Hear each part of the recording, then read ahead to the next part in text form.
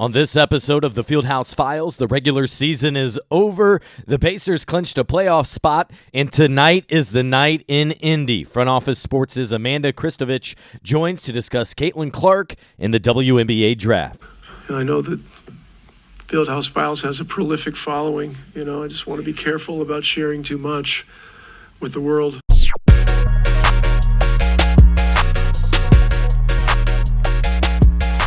And welcome into the Fieldhouse Files, the podcast where I take you behind the scenes with the Pacers, talk to individuals on and around the team, and tell you what you need to know. A fresh week here, and so much going on. Gotta love it in the basketball world. The college basketball season is over, but I know my college basketball media friends, they're all covering this transfer portal and who is ended up where and how much is it going to cost and all those different types of things. We had the spectacular news here recently with Herb Simon going into the Hall of Fame, the Pacers wrapping up the regular season, and they did it on Sunday at home in front of the home crowd against the Atlanta Hawks, and they did it 157 to 115, a remarkable score once again, but also not exactly surprised considering it was against the Atlanta Hawks and the success, especially offensively, that they've been able to have against them this season. A couple 157-point performances.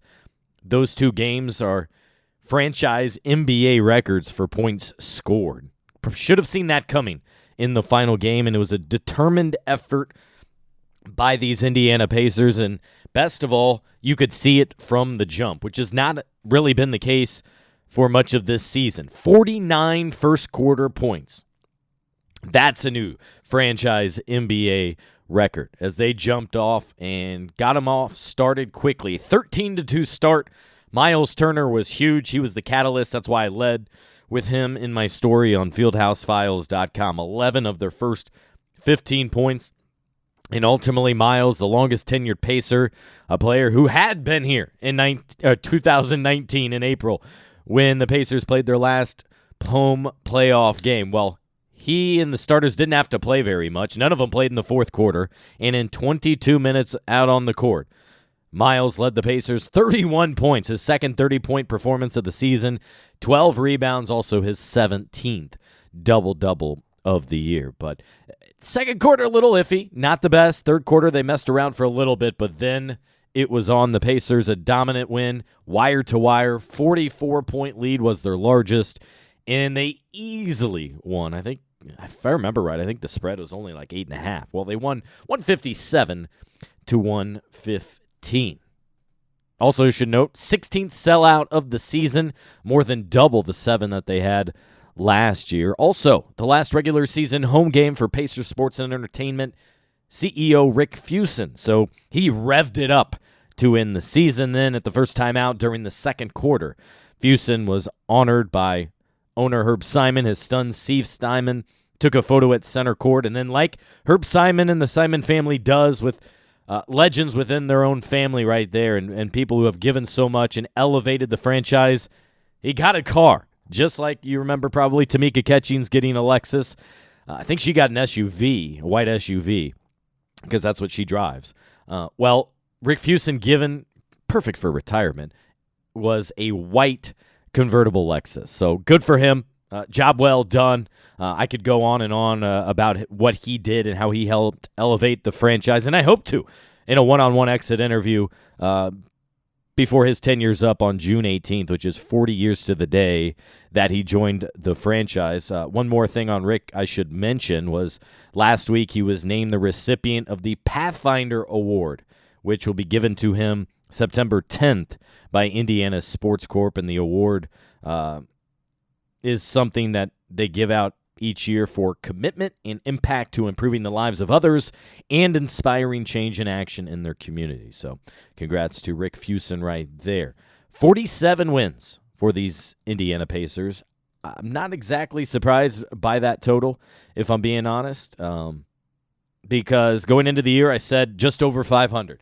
I was thinking anywhere from, 43 to 44 wins. You add Pascal Siakam, that gives you several more, even though there's a little bit of a reset, and you have to adapt to being without Bruce Brown, being without Buddy Hield. And then the negative factor of Tyrese Halliburton missing a dozen games, being out because of that left hamstring that seemingly looked like it might cost him several months. Well, it didn't cost him that much, but it was some valuable time. He returned, slow to return, returning to form, maybe I should say.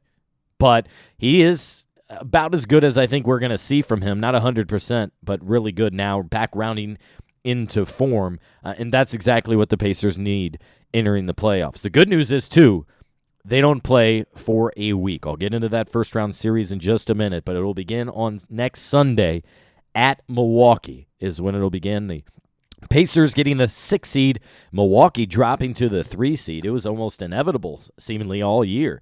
They would be the 2 seed behind the Boston Celtics, who were in a class of their own. But Milwaukee messed around last week. Also, Giannis, big factor here is he's dealing with a left calf strain that's kept him out of last week. It probably will keep him out another week. But again, they have a week before the next game. But what will be the next factor, right? I think Luka dealt with something similar, and all these injuries and players are unique in how they respond to injuries and the severity of the injury. But Giannis in that calf strain, Luka, I was mentioning, missed about 2 weeks, so you would expect Giannis to miss at least that, maybe miss the first couple in Milwaukee. That's to be determined, but that's the number one storyline entering this series. If one of the top 5 players in the league is unavailable or limited or playing less minutes, that is a monster storyline among many storylines for that series. Before I get to that and my conversation about Caitlin Clark and all of that coming up with Amanda here, I want to wrap up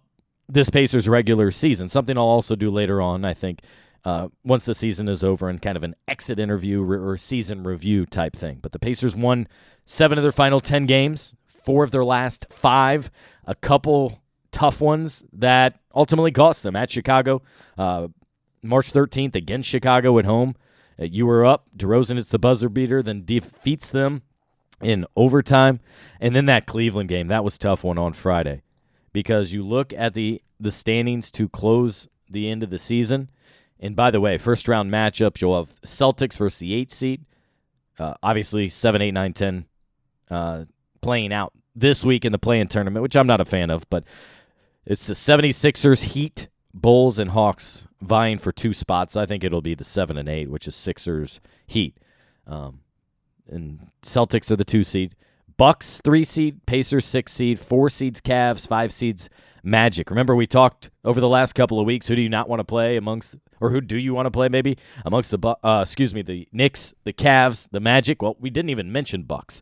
That's how, in fairness, a little surprising that was. But they were all tight, all right there, and the Pacers had won a couple more games. They would have been the 3 seed. If they would have defeated the Cavs, they would have been the 4 seed and had some home court advantage just with that one win. That would have dropped the the Cavs right there. But, you can't control that after the loss, and so you just move on and you handle your business like they did Sunday against the Atlanta Hawks. And so 47 wins for the Pacers this season. Job well done there. They also finished with a winning record both at home, 26-15, and on the road, 21-20. That's a good test of a quality team. You absolutely need to win at home, and you want to be a little more you want to win a little bit more than they did on the road. But one game above 500, certainly a huge step forward for this Indiana Pacers team this season, as they're trying to kind of round into form and get back to the playoffs, where they have not been since 2020, have not had a home playoff game since 2019. This is a whole new experience for so many on the roster, most notably, though, Tyrese Halliburton, who highlighted the beginning of the season, "I'm tired of losing. I'm tired of experiencing that. I want to get a taste of the postseason." He was texting all last year during the playoffs with Rick Carlisle, with associate head coach Lloyd Pierce, about the playoffs, what they need to do, how much he wants to play, maybe how they need to improve on their half-court offense to even compete at that level. So many interesting things as we go into the postseason. The play-in games will be the next few days, followed by the playoffs beginning in true form this weekend. Pacers not till Sunday, which I appreciate. So both teams getting an extra day there, and I know Giannis is absolutely appreciating that as well. You're going to need a lot of play from Neesmith from Nembhard defensively with Giannis and Dame. You're going to need Halliburton at his elite status, and you're going to need Pascal Siakam, who has finals experience, championship experience, to help the Pacers. But it made for an interesting Sunday, certainly, with it being, let's call it moving day. No game Saturday, which was a little odd, but it was because the NBA wanted all 30 teams to be playing at the same time, and no one having an advantage or disadvantage of not knowing if they were already in the playoffs and didn't need to play because based on Saturday's results, etc. The Cavs rested players. They lost to the Hornets. The Bucks drilled by the Magic by 25. That was not foreseen. And then the 76ers handled the Nets by 21. So, again, Pacers are the 6th seed here entering the playoffs. And I thought it was very cool, by the way, after the game. I appreciate the social media influence and impact of some. And among those is Pacers assistant general manager Kelly Krauskopf, who tweeted, "Good to be back where we belong. Couldn't be happier for this group of players. Onward." Also the coaching staff, first time as a group here with the Pacers since they came here 2021, that they've reached the postseason. So that's a key mark. Remember Rick Carlisle and his coaching staff receiving contract extensions at the beginning of the year. And it's important to show something for it. We know they hit the reset button a couple years ago, which set things back, but you got to go back before you go forward. Now they're going forward. They had to reach the playoffs, and they did here. Now we'll see what they're able to accomplish. It'll be very interesting. I don't completely throw out what happened during the regular season, but I also recognize so much has changed. Remember, the Pacers have already played the Bucks 5 times. 5 times. You don't see that very often, but that was because of the in-season tournament. Now they'll play them at least 4 more times for a total of 9 meetings this season. But Coach Adrian Griffin fired. Doc Rivers in. Pacers have not played a Doc Rivers Bucks team. And the Bucks have not played a Pascal Siakam-led Pacers team either. So 2 very big changes to both franchises to set them up to where they are right now. We'll get more into the series with a Game 1 preview and series preview coming up this week on the Fieldhouse Files podcast and on fieldhousefiles.com. A couple other things I want to note. Obi Toppin, one of a dozen-plus players only that played in every game this season. Important, too, not only because he had a career year, because he also got career minutes, but on top of that, he played in every game, was dependable, and was a good teammate. All of those factors are key in what is a contract year for him. He'll be a free agent in the summer. Now, the Pacers can match any offer. He's a restricted free agent coming off his rookie deal. So the Pacers aren't restricted in that, and it gives them flexibility to re-sign him and match any offer should they choose to do so, which right now things do look good on that front, I think. Also, TJ McConnell, man, what a year he's had, and I'm not sure this team's out of the play-in or in the playoffs without TJ McConnell because, again, yes, he has been their most consistent player since the All-Star break. 17 points in the season finale, double figures, 15 of 16 games, shooting almost 40% from 3, knocked down 3 3-pointers against the Hawks. Just everything going so well for TJ McConnell, and I love that, too, in that season finale because his dad was there. His college coach at Arizona, Sean Miller, was there.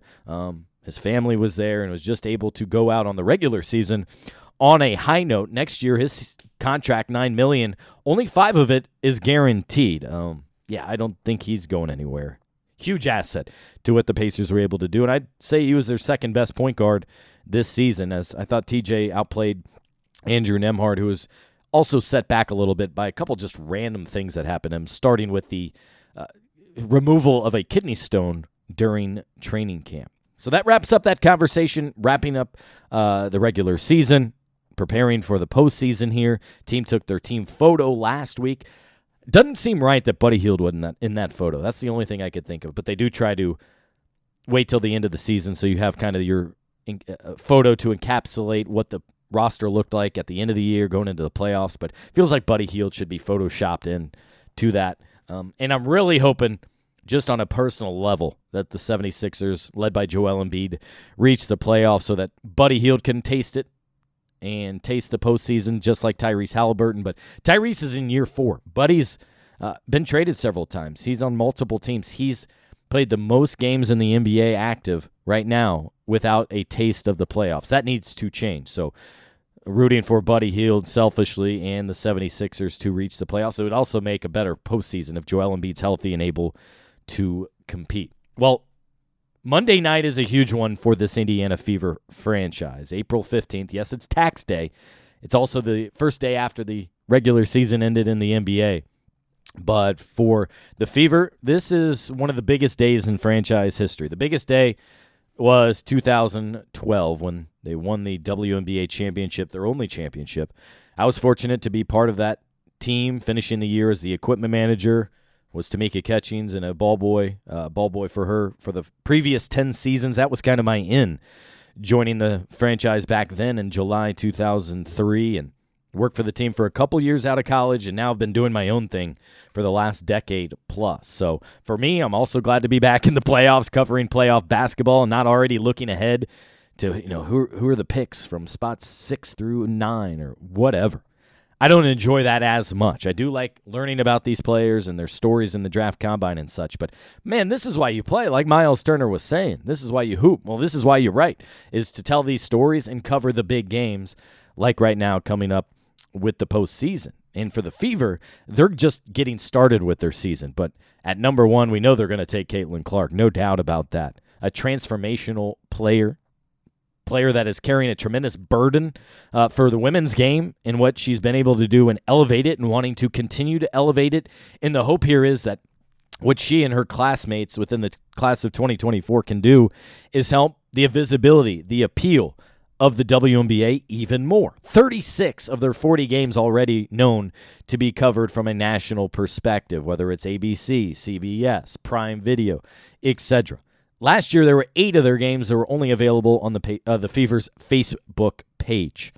Incredible. I think Bally Sports will probably get involved, maybe with those 4 games that have not been picked up. I don't know the flexibility of the contract TV-wise.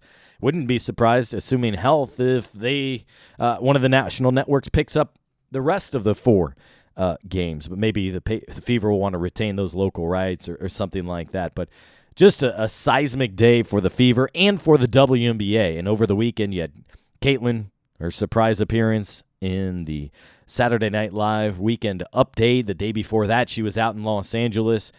Zach Edey was too, the Wooden Award winners for the second straight year, both of them earning that. But I can't over project. I can't overhype what this means to the team and to the league. For instance, I was up watching that Saturday Night Live skit. I posted it immediately to YouTube. That's pushing 300,000 views on YouTube, one of my most viewed videos, and it's just Caitlin Clark on Saturday Night Live for a portion of that. She goes viral. There's incredible fan base for her. It's not just local. It's national. It's amazing the appeal that she has, how she's transformed her game and the game. Kind of a Steph Curry light in similar respects to the women's game. Has incredible endorsement deals. You heard on a podcast a couple weeks ago. Chief Marketing Officer of Gamebridge getting involved with them. She's got State Farm. The Jake from State Farm promoter guy will be at the draft coming up tonight in Brooklyn. Nike deal on that Saturday Night Live, was wearing a Nike jacket, and a lot more. So for more on Caitlin Clark, Caitlinomics, the Fever, in this moment for women's basketball, here's my conversation with Amanda Christovich of Office Sports. All right, as promised, I now welcome into the show Amanda Christovich from Office Sports, based in New York City. Amanda, good to be in touch with you here.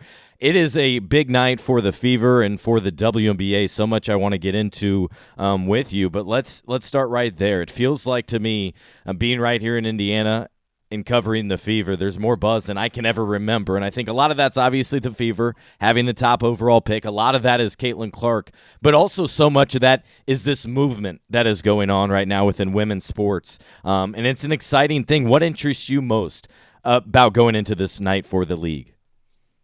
Yeah, I mean, from a business aspect, I'm curious, frankly, to see how the ratings for the draft compare to previous years, because the WNBA seems to have put like a decent amount of investment over the last few years to make the draft sort of like a marquee event. And, combine that with, as you said, the Caitlin Clark effect, which is obviously going to follow into the WNBA, and then all the other stars who are also, participating in the draft, I think that the numbers are going to skyrocket. And I'm really looking forward to seeing, just how much growth we can see, even compared with last year. Yeah, it's incredible. I mean, what the W's trying to do here, and should be doing, by the way, to be clear. This is not something you sit back and just appreciate. You add to it, and I think we saw that over the weekend when I was working late on a story, and all of a sudden on SNL, here's Caitlin Clark on my screen. I thought that surprise appearance, not only did she knock it out of the park, and I give her credit, but it was great to see her bring her teammates up on stage afterward. And then the interest level continued on social media, especially the next day, because this is at like midnight or 1 a.m. when it happened. Yeah, it's funny. I saw that kind of late in the night, and watched it. I mean, I was laughing. It was incredible. Anyone who hasn't seen that clip has to watch it. But, the takeaway I got from it was like, I think like those of us who are in the women's basketball and college basketball world, like, we're like, of course Caitlin Clark should have a cameo on Saturday Night Live because, she's the she's the person we've been talking about nonstop for the last 4 months. But, someone on the World Wide Web pointed out that Caitlin Clark, and really, it was really a statement that she was on Saturday Night Live because like when they do those cameos, they only do them for just the biggest stars, period, right? Not even the biggest sports stars, just the biggest stars. So to have her on and then to have, the women's basketball haters be the butt of the joke rather than women's basketball, I think was just like the perfect end to her college career and beginning of her WNBA career. Yeah. But that's just me. Yeah, propeller forward to the WNBA, and they played off the old receipts of the host and what he had talked about and said before, and I appreciated him willing to be kind of the butt of the joke, but also he said that stuff, so you kind of lead into it as well there, and you're right. The fact that this isn't just, oh, well, they're doing a W courtesy. No, like, they have incredible bookers who can book almost everybody, not quite everybody. Taylor Swift was there earlier in the year, and other people have been there, for example. But for her to do that, and she was across the country in your area in LA before that, took a private jet just to be able to make that. Like, you're starting to see the investment, you're starting to see the relevancy, and that's probably the biggest thing. Is if she wasn't relevant, even if she had won the national championship and it was a South Carolina player, you're not getting that opportunity. So that takes us into this night, and you're right, the ratings, I think I saw maybe it was like 500,000, maybe the last year, I think was the last number I had seen. I think we're probably expecting multi-millions for something like this, at least for maybe that first half. I don't know. We'll see just because of how much is known about that number one spot already. Although I will say, too, it is notable to me, Amanda, the fact that the Fever haven't completely come out and say it. A very contrasting message to what the San Antonio Spurs did with Victor Wembanyama almost a year ago. Yeah, although I will say, I don't know if you saw this, but I think it was like yesterday afternoon or last night, the Fever posted like 22 hours until the draft. Like I think they're like having fun with it, but everyone was like, aha, I see what you did there, 22. So I don't know. It's been interesting. I mean, and even like the day she declared for the draft, the season tickets, the phone number for the season tickets for the Fever, like, wasn't working. Like, they were so overwhelmed, just with people assuming that they were going to draft her. So, it's going to be cool. And it's also going to be cool, with, something like a draft to see a little bit more personality. And there's obviously a fashion component for the NFL draft, the NBA draft, so now the WNBA draft. I think it's cool, and I think like a lot of people have said, the rising tide is going to lift all boats, and hopefully people will stick around to watch past that first pick. What I got a kick out of is before they did the 22-hour until the draft tweet, they did 24 hours. I was on a walk listening to podcasts. I was like, I think if it was me, I think I would have done 22. Like, it's too obvious, and it's just 2 hours. And then they followed up with that. I was like, all right, that's phenomenal. And social media team has been having fun with it. That's about the extent of it. More specifically, where I was going was like Lynn Dunn, the GM, was like, well, we're just going to take the best player. Like, that's where we're going. Of course you are. Sure. Yeah, exactly. I think we know. And then she described her to a T, which is hilarious. So I just wanted to note how very differently the Spurs went about it as well. Let's go to ticket sales, because that's a fantastic component, Amanda, to all this. And then I want to get back to the fashion point as well. It's been really interesting to see how the Fever have handled this as well. I think they only have maybe 3 dedicated sales staff or like consumer sales, and they've opened up the balcony. They've done these special 2 games sales each day for 10 days. And there's even like an area on the north end zone that they're opening up. It was like a kid's zone, but no, we need all the seats you can have. So it's going to be fascinating to see what kind of ticket Caitlin and the Fever are already becoming, much like she created when she was at Iowa, right? Like, that was a fascinating movement.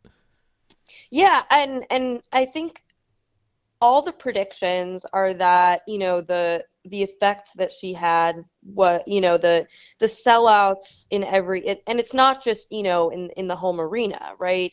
I mean, part of the Caitlin Clark effect was there were sellouts everywhere, in all the away games as well. So I think the entire league is going to benefit from a ticket price standpoint, right? And then, of course, it's not just the sellouts, it's the fact that the prices go up, which, look, is a good thing for the teams. The only thing is, like, you don't want to price out fans who are used to getting a relatively inexpensive ticket for, a great event, because that's not necessarily the case for a lot of pro sports, right? So we'll see if they could somehow find some sort of happy medium there. But like I said, especially with the away games, it's going to benefit the entire league, which is going to be really cool to see. The only thing, you're right, that concerns me is, do scalpers, because of this effect, get in the way of things and mess things up a little bit? That's to be determined, I guess. And then in all this, I mean, the trickle-down effect is just fantastic, right? The arena might be sold out. Then you have 36 of their 40 games, and those 4 games to be determined. I think they'll at least be on Bally Sports, the regional network here, like for Pacer games, if not picked up. I don't know what kind of flex options the WNBA has, but that seems likely as well. But then you go to the draft. That's the first stance for this rookie class led by Caitlin Clark to make a message here a month before the league kicks off. And one of the things that stood out to me, Amanda, about that SNL thing too, was you had so many people, some of the good comments. Part of it was like, oh, it was nice to see her hold herself, how she held herself and presented well, talking about Caitlin, or great to see her outside of a uniform. And so a night like tonight also allows for the first step of that. And you, covering over at Front Office Sports, are probably covering a lot of brand deals and those different things in addition to TV rights. And I think a night like tonight is really the start of some of these athletes putting their message in front of fans and those companies alike. Yeah, and look, I mean, the on-court prowess is obviously the number one thing, but especially with social media, especially with this like confluence of NIL in college, and then just like all of the other platforms for athletes to use their voice. Personality is important, and people want to get to know the athletes off the court. And, it's like I mentioned, like something like fashion, like I know people who literally just watch all the drafts to see what brands everyone's wearing. It was really cool to see Caitlin on SNL wearing Nike, right? So I think that just brings in, another layer, another component. And I think that, that plus the jokes and the personality and, I mean, look, obviously it's somewhat limited during an event like the draft. They got to move through the picks and the interviews aren't super long, but it's just going to be cool to see all of these players in a less stressful environment, let's say, than we've seen them, during March Madness, during the season when they're like, doing schoolwork and traveling, which they're still doing, right? Because like it's April. Mm-hmm. They technically haven't even graduated yet, which is another story. I was gonna say that's crazy to me in its own right. But like, just to see them like feel a little bit in an environment with a little less pressure. Let's put it that way. No doubt about that. By the way, I love it. I'm hearing natural sounds here. We got probably taxis and horns in New York City. Is that what I'm hearing? Oh yeah. Well, you know what? I love it. It's 75 degrees today, so I've got my window open. Nice. You're getting the full New York City, like, early spring experience here. That's fantastic. I'm taking it outside of this conversation, just very curious, what has been the transition like going from LA to New York City? More hustle and bustle, I'm sure, more versus like LA, you go at your own pace, let's hit the beach before a day of work is kind of what I'm visualizing here in Indianapolis. Oh yeah, no, it's funny. I love New York. I mean, I definitely feel like like you said, the pace in LA is different, but it's a big city, which I definitely need, given that like I grew up in a big city, so I definitely need to be a big city person. Mm-hmm. But I love the energy here and the vibe, and there are things about the lifestyle that are actually like easier than living in LA. Like I don't need a car. I can walk anywhere. I can, go 3 blocks and get groceries, coffee, restaurant, gym, all of that. Whereas like in LA, you need to drive 30 minutes just to go to the pharmacy. So Unreal. I love it. But I could talk about it for hours, but yeah. No, that's fantastic. I'm just curious always about the different moves, and like to do that is to me seemingly a gigantic step after, by the way, going to Georgetown and Columbia as well. Like fantastic. So glad to have you in my presence here today. Let's go back to let's go back to the draft that's right there in kind of New York, but over in Brooklyn, in the fact that they're elevating that as well. Like we all remember, I mean, probably was less than a couple years ago. What are they at the Bristol studio? The ESPN studios, and there's no audience, and it's just the players and their parents and maybe an agent. Probably not. Like, converse that with at Barclays Center, you have the NBA draft year after year. This year, they're holding it there at the Brooklyn Academy of Music. They've been working for a week to get this thing set up. They're selling tickets. As Darren noted, I love the fact that they're legit tickets, not just kind of your digital airplane, on your phone wallet tickets as well. I think this is going to be another checkpoint, another monumental moment, I think, for the league that's trying to establish itself even more in year like 25 now. Absolutely. And I mean, look, like New York, there are so many things to do here. And I've noticed over the last few days that the WNBA, has been taking the players around to all of these events, and like, they've been posting pictures and videos, and it's these events, like the NFL draft or the NBA draft, like they aren't just the nights of the draft, right? There's an entire like event calendar around that event, sort of, you know what I mean? Like over those few days. And so it's cool to see the WNBA start to create that same ecosystem in New York around their draft as well. And the fact now, I will say along the way, we have the Caitlin Clark effect. I kind of like Caitlinomics. That's kind of the one I've been going with more than anything. It's fantastic because she is, much like Taylor Swift, to a much lesser degree, her own ecosystem, seemingly. Like I have friends covering right now where they're at, the Empire State Building, and there's fans just lined up at the door, face smushed to the glass. Like, I just want to peek. Like, this is a rock star. Like, this is a fun moment to see from, I think, everybody. Yeah. Oh, absolutely. It's very cool. And I'll just remind you, I'm sure some of those people traveled, but like, absolutely, given the landscape of college sports and, especially her playing at Iowa in the Big Ten, us New Yorkers, didn't really get to see her play in person, unless we traveled. So I think there are some New Yorkers there too who are probably like, this is my chance to see her now in my home city. And now as you're chugging that iced coffee that you teased in your bio. I'm literally drinking an iced coffee right now. And I'm about to brew an espresso right after I get done here. So that sounds fantastic. I'm as much of a coffee addict as it sounds like as you here.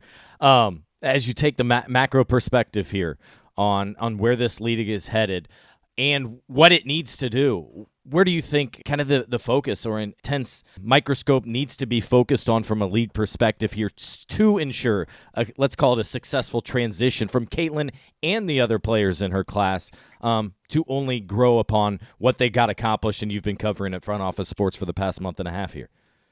Yeah, I mean, look, I think a lot of it comes down to storytelling because, people aren't just going to become fans of the WNBA to watch Caitlin Clark. But she can be used as sort of an entry point for the league to, get the attention of people who turn on a game to see her play, and then they learn, similar to what happened in college, in the college space this year, right? Mm-hmm. To give these fans an opportunity to learn about the other storylines, the other players. The thing that I always just explain about the Caitlin Clark effect, which I'm sure all of us in the media are trying to explain that have been covering this for a while, is that, like, she's not the first star. She's just the first star that came up when the sport had the amount of visibility and elevation that it does now, right? So I think the WNBA really needs to focus on storytelling, really needs to focus on pushing, introducing fans to the other teams, the other players, the other storylines, and using her almost as an entry point rather than the main event. That's so well said, because that's what we're trying to do, first of all, in our job, right? Like, if fans have a connection to a player, then they're going to want to read that story, that feature, that news story about said player. And yeah, with Caitlin, if she could just be that entry point for her audience, plus everyone else, I think you absolutely nailed it there. I appreciate it, Amanda. Thanks for schooling us up and joining the show here today. I appreciate it. Yeah, of course. Thanks for having me. Thanks for listening to the Fieldhouse Files podcast. A lot more coverage online at fieldhousefiles.com. Subscribe. There's free subscriptions and paid, all at your disposal. I encourage you to join the community and upgrade to a paid subscription. But nonetheless, I appreciate your support. A huge week at Pacers Sports and Entertainment, and I'll talk to you again soon.